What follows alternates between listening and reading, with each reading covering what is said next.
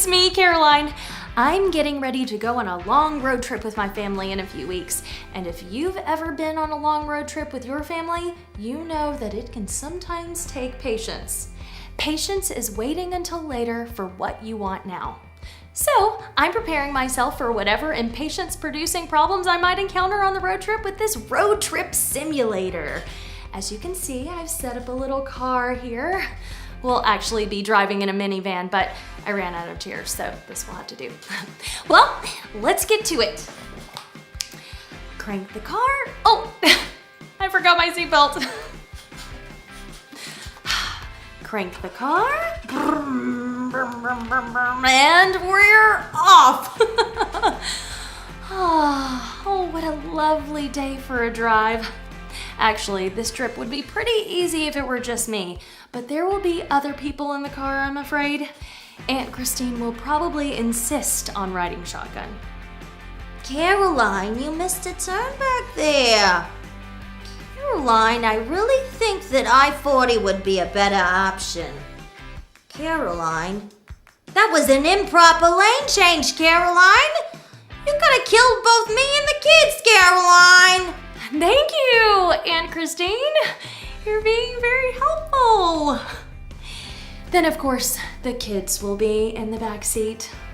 Oh, Mommy, are we there yet? I'm thirsty. I gotta go to the bathroom. Ow, Mom, she hit me. No, I didn't. Did you? Did not? Did you? Not? That's enough. We'll get there when we get there. What's worse is when they're coming at me all at once.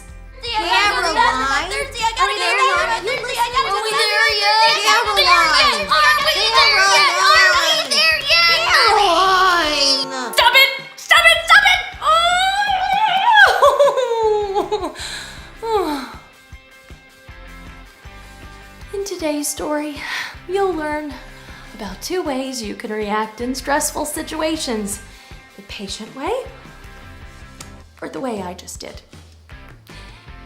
Okay, I need to take a little break before trying that again. Seatbelt.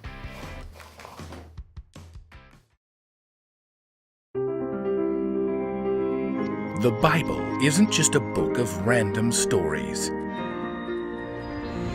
It's 66 different books that come together to tell one story. An incredible one about God's love for us. And now for an amazing story inspired by the book of Proverbs, chapter 14, verse 29. Maya and Charlotte sat on a bench near the town square fountain, finishing up their dinner from the Yummy Tummy food truck. Best burger ever. Maya tossed the last bit of her sesame bun to her Great Dane Jupiter. But I can't believe they made us wait 4 whole minutes. That's really not that long. Maya had already jumped up and started towards the street. Hey, I need dessert, like, right now. Okay, coming. Uh-oh, squirrel! Jupiter, heel. Maya braced herself as Jupiter tried to chase after the squirrel. Jupiter, you have got to control yourself before you lose it over a silly rodent. The 2 girls strolled down the sidewalk, passing by small little shops. Maya stopped and looked into the window of the Eclectic Owl, where dozens of signs with sayings hung. When you fall, I will be there to catch you. Love, the floor. Who puts this stuff on their walls? Here's one. Respect your parents. They survived school without Google. As you slide down the banister of life, may the splinters never point the wrong way. What's the little one over there say? Anyone who is patient has great understanding, but anyone who gets angry quickly shows how foolish they are. That one's not really funny. Well, it's true. Oh yeah, that's from the Bible, isn't it?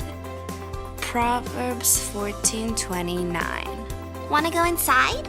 Nah, I don't need stuff on my walls to tell me what to do. Oh, look, there's prints of popsicles. Maya pointed across the street to a popsicle cart with a bright umbrella. Ooh, I love the chocolate sea salt popsicles. I've been wanting to try the new honey lime pop. Just as the girls got to the street corner, the walk light turned red. Maya pulled hard on Jupiter's leash to hold him back. Seriously, could the walk light be any shorter? The girls finally crossed the street to the cart and ordered popsicles from a young man with a striped apron. Here you go, ladies. Maya surveyed her brilliant green pop before taking a taste.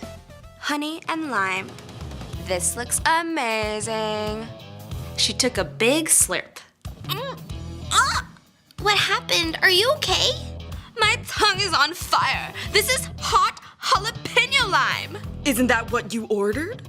Honey! I ordered honey! Really sorry, ma'am. Here's some water.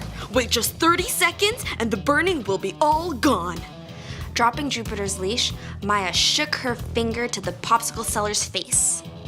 This is unbelievable. I am reporting you. I hope you lose your job. I hope you... Squirrel! Maya was too busy chewing out the popsicle seller to even pay attention to her dog. Do not interrupt me. Hey! Jupiter took off like a rocket after the squirrel, which changed directions, fast, darting up the popsicle seller's leg. Huck! Huck! The popsicle seller danced around, trying desperately to shake off the squirrel out of his pants. He shimmied out onto the street, spooking a horse that was giving out carriage rides. The horse reared up, stopping traffic. Two cars collided in a fender bender. A bicycle rider coming up fast swerved to miss the cars. The bicycle jumped the curve, plowing straight into the popsicle cart. Ah! Ooh, look out! The cart swayed and toppled as the umbrella knocked Maya and Charlotte to the ground. Ow! After a moment, Maya sat up, rubbing her scraped knee. She looked around. Despite the chaos, no one seemed to be badly injured. Jupiter galloped up, panting, and licked her face. Just look what you did, Jupiter! Charlotte stood up. The umbrella had torn her skirt. What Jupiter did? Maya glanced down to look at Jupiter's trailing leash and the green popsicle now smashed on the dirty sidewalk. She looked over at the popsicle seller, trying to right his tipped cart.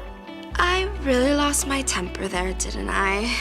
Instead of just waiting for my tongue to stop burning, I guess, this is all my fault. Instinctively, she turned back towards the little shop across the street. She couldn't read the signs in the window from here, but the last one wouldn't stop blazing through her mind. Anyone who is patient has great understanding, but anyone who gets angry quickly shows how foolish they are. Taking a deep breath, Maya patted her dog on the head and took the leash firmly in her hand. She and Charlotte, along with the bicycle rider, helped the popsicle seller lift his cart. I owe you all a big apology. And a lot of other people too. Once cleanup was done and traffic was moving again, Maya, Charlotte, and Jupiter headed towards the car. As they passed by the eclectic owl, Maya stopped and turned to Charlotte.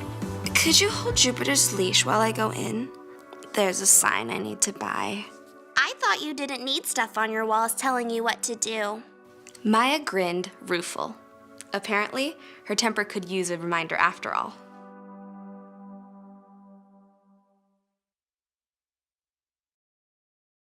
Anyone who is patient has great understanding, but anyone who gets angry quickly shows how foolish they are. I think all of us have a problem having patience from time to time, especially when it comes to having patience with other people. Like when your little brother comes into your room without your permission, or when your friend forgets to call you like she said she would, or when the kid next to you at school won't stop tapping his pencil on the desk. Tap, tap, tap, tap. Ah!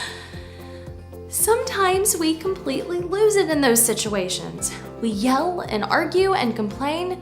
We say and do things without thinking, and yes, we end up looking foolish. Flying off the handle like that can hurt your relationships. Being patient definitely is the better way to go. Easier said than done, right? How can you keep your cool with someone when they annoy you or when they've let you down in some way? How can you be patient in situations like that? Well, one thing you can do is try counting to 10. Instead of losing your temper, try handling the situation calmly. Talk to the person about what's bothering you, and maybe you can come to a solution that way. Another thing that helps is talking to God about what's bothering you. Take a moment and ask Him to help you be patient. Chances are, He's had to be patient with you a time or two. The one thing to remember today is this: when you think you can't wait, keep your cool. It could keep you from looking foolish or from doing something you might regret. Now, let's try this again.